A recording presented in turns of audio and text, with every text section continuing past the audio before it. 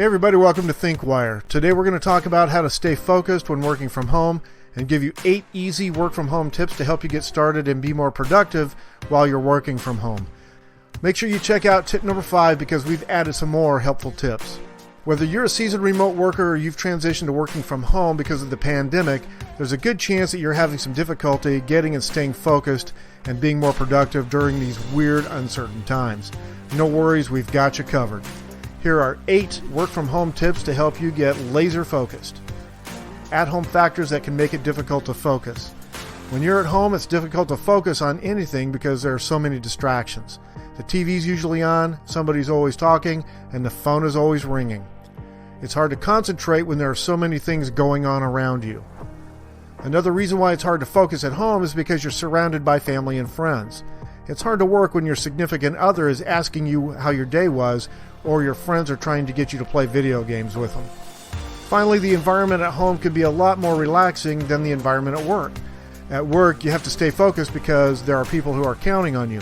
But at home, you can take a break whenever you want and no one will judge you. Number 1, have a designated workspace. When working from home, it's important to have a workspace designated as office space, even if it's just a small area. This could be an area or room that's currently not being used, or maybe just a corner of a room. Having a space designated for work will help you focus on what you need to do and avoid distractions. It's also helpful to have all your necessary supplies within reach so you don't have to spend time looking for them. There are a few things that you want to keep in mind when setting up your designated workspace. First, make sure the area is quiet and free of distractions. If possible, try to avoid working in a room that's shared with others. Secondly, make sure the space is comfortable and has everything you need to get the job done. This includes having a sizable desk to spread your work out on, and a super comfortable chair and all the other necessary office supplies you're going to need. Don't have all the needed office supplies? See if your company will either pay for office equipment or reimburse you for office supply purchases. Also, make sure your desk and chair are ergonomically correct. You'll be spending a ton of hours in your chair and at your desk every day. Super hard chairs with no support will lead to neck and back pain. Number 2, structure your day. Get started with the time that you know you'll be the most productive and establish your work hours around those times. In essence, set and stick to boundaries that will work best for you. Having a schedule and boundaries is very critical to help you stay focused while working from home. Remind family members and friends that even though you're home, you're not able to socialize. If you're working from home during or due to the pandemic, you may have kids at home also. Kids are terrible at respecting boundaries, so it will be best to have an age-appropriate discussion with them to keep interruptions to a minimum. Number 3, dress to impress. It's obvious that when you're working from home, you don't need to wear a 3-piece suit or a skirt if you're not leaving home. However, lounging in your skivvies isn't the answer either. It's all about having a professional mindset. We may feel comfortable in our PJs, but can you maintain a professional mindset? Part of working from home is about mindset, and if you don't have a professional mindset, you could hamper your productivity. Of course, there's a happy medium between the two. Change out your PJs and put on something that's comfortable to you. The crucial thing is to maintain a morning routine. Number 4, create a schedule. Your calendar should work the way you'd like. For that reason, if you're a Type A personality and love to have every minute planned out in advance, go ahead and pencil in a break. If you believe in leaving room in your schedule for spontaneity and prefer to list things to do as you complete them, write down a task list.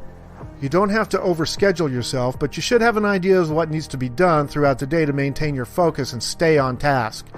Keep things according to your style and make sure the way that your day is scheduled is reflective of your natural energy level. Number 4, use automation to your advantage. We all want an assistant, but why not make technology your personal assistant? Schedule alerts for meetings and appointments. Write email rules to filter out unimportant correspondence. Use software that finds mistakes in your code or your content. Set up automatic billing. Pre-schedule messages and social media posts. Use different ringtones for different people to maintain appropriate profiles throughout the day. Number 5, reduce distractions. Distractions are everywhere. They always draw us away from our work whenever possible, keeping us from getting things done that need to get done. It's important to not just deal with distractions as they happen, but also to consciously create spaces that limit them. Most distractions are the natural default in life, and we have to consistently combat them. So what potential distractions will hamper you as you learn to work from home? Here's just a couple of common productivity killers that can get you. Notifications on your devices. Every time there's a ding or ring, your attention is drawn away from the task at hand. Environmental noise. You can shut off notifications easily enough, but what about noises in your house? Studies show that productivity can drop as much as 66% from being exposed to conversations and noise.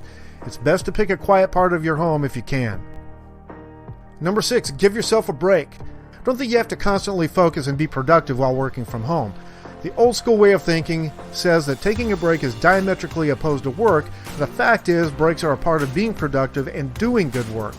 Most people who work from home are productive for 52 minutes. Then they take a 15 to 17 minute break. If you try to work non-stop 100% of the time, you'll experience failure and burnout. We don't work 100% of the time, even when we're in the office. Number 7, keep and grow your connections. If you're working from home, you can feel detached from your coworkers and colleagues. Here's what we all know. Interactions we have with people that are present in our offices are not available at home. But no worries, we can stay connected no matter where we're working. Use video calls when appropriate. Video calls can help you feel connected to your team, but you may not want to consider a video call as your default position for planning meetings. Working from home shouldn't make you feel isolated and alone. Number 8, stay focused by tracking progress. It happens occasionally to those that work from home, feeling unsure about where you're at in your work overall. This can happen if you get to the end of your workday without reflecting on the day's activities. To keep a sense of momentum and stay focused, it's helpful to track your project with metrics that you create for yourself. This could be the number of tasks completed or progress that you're making on a project. What matters is completing goals and a sense of momentum that you can recognize. There are no set ways to work from home, but many distractions can arise as you're trying to be productive and get things done. Distractions take on many forms. Family, ambient noise, and thoughts of house chores, kids vying for your attention, and pets wanting attention all conspire to derail your productivity.